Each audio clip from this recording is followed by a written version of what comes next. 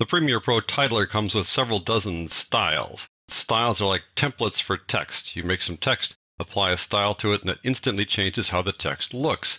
And if you change some of the properties of that text, making it look different, you can then save that changed style as your own personal style that you can use later. I want to show you some styles as kind of a preparation for the next lesson on dealing with properties. So to follow along, go to Working Files, Projects, and open up 1604 Text Styles.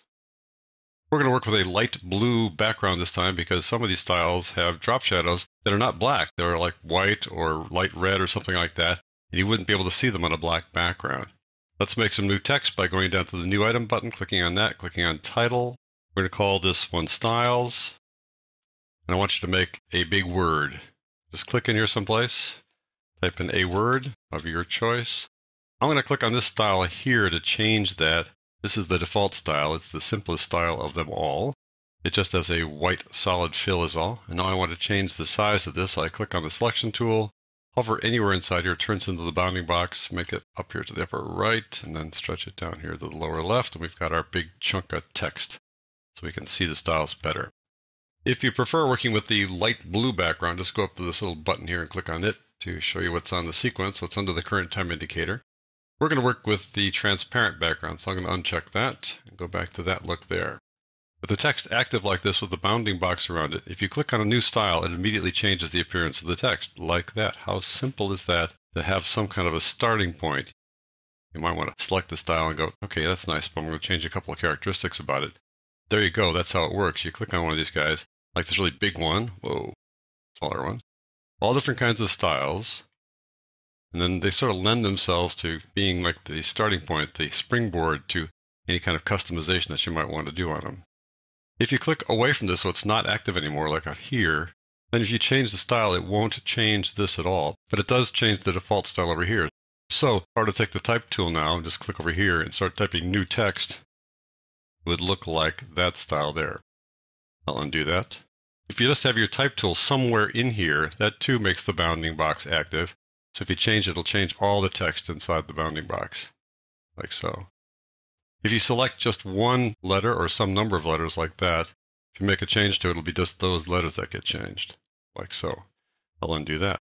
And if you make any changes to this, you can save it as a style, and I'm going to show you that at the end of this lesson. So what I want to do now is I want to show you one particular style, the one that I just kind of touched on a second ago, this one here. And I'm choosing this because it has several elements that kind of round out the whole collection of things that you can do in a style. I want to make this text smaller. I can go over here and shrink it down like that. This is the text I want to work on here, and I want to show you a few characteristics about it. And I want to go from top to bottom. First thing I'm going to do is I'm going to close down Transform here. You don't need to see sort of the location of the text. I'm going to close down these properties here. This is the font properties. You don't need to worry about that. Now I want to work on these properties down here. Top one is fill, the inside of the text. How is it filled? In this case, it's filled as a 4-color gradient. And you may be going, I don't see 4 colors. I see 1 color there. But it's kind of clever how the Adobe designers set this up. If you look at the 4-color gradient, in the upper right-hand corner here, it's a little bit lighter yellow than the lower left-hand corner. It's just a nice little touch. And you can confirm that by clicking on this little color stop there and going to look at its color and seeing that the color is kind of light at the light end of yellow here. And its luma is 227, kind of bright. If I click on the lower left-hand corner and look at its color, you'll see that it's on the darker end here and its luma is 198. So it's a little bit darker. So it really is a 4-color gradient. They do have 4 different colors. It's just that they're subtly different. Very nice. You can have other kinds of fill. You can have a solid color fill, linear gradient, which is just 2 colors. A radial gradient, which is 2 colors as well, but it's circular. Bevel is kind of complicated. It's not like using the bevel edges or bevel alpha effect. It's kind of difficult to set up, so we're going to take a pass on this one when I discuss properties. And Eliminate and Ghost both require that you work with shadows. They too are a little complicated. So we're going to work on these 4 in the next lesson. We'll leave it at 4-color gradient now. The next element of the style is strokes. Strokes are outlines. There are no inner strokes. You can have strokes on the inside of the text. There are none here. You can see there are none here, so I'll just close this down. But there are 3 outer strokes, yellow one here, dark brown, and light brown. If you look over here, you might not see the yellow one, but it's right here, a little thin line there. And I'll show you how that works. I'll change the color so you can't miss it. I'll change it to blue, let's say.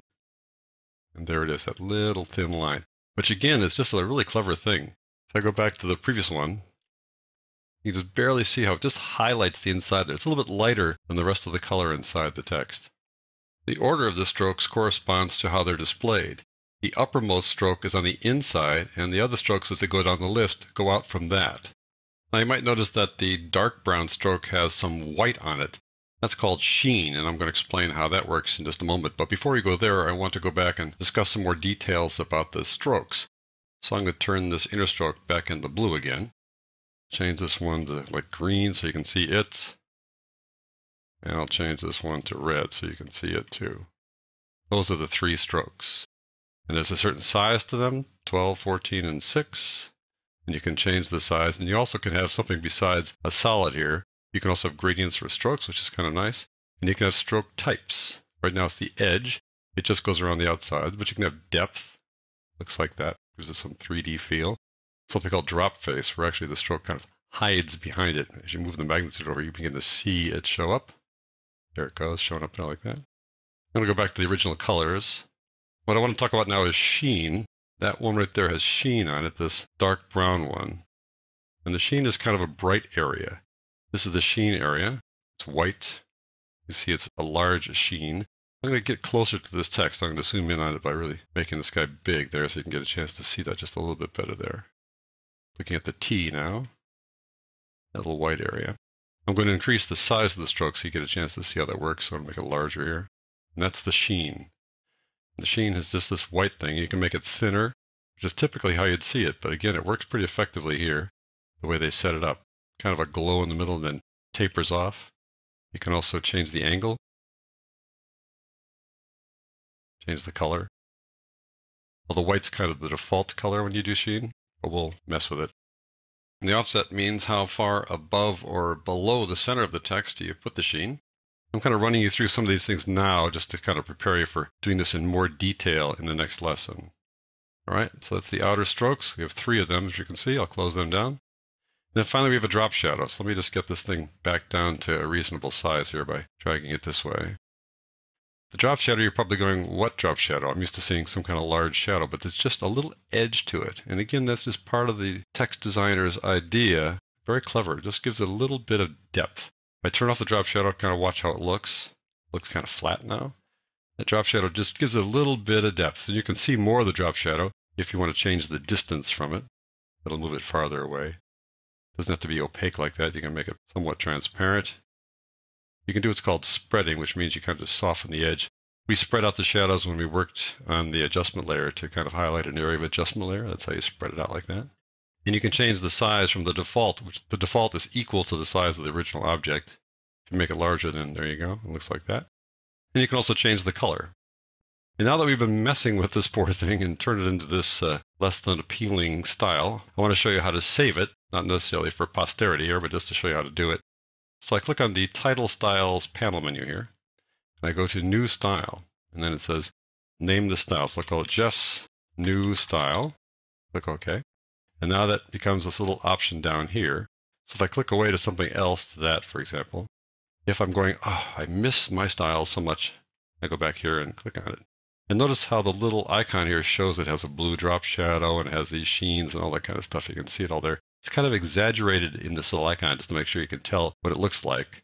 In fact, the blue shadow doesn't go that far as it shows down here, but that's how these guys are set up, just to kind of further emphasize how these things are going to work. So that's how styles work. In the next lesson, you'll effectively create your own style when you take text that has no styles applied to it at all, and then start applying and adjusting properties.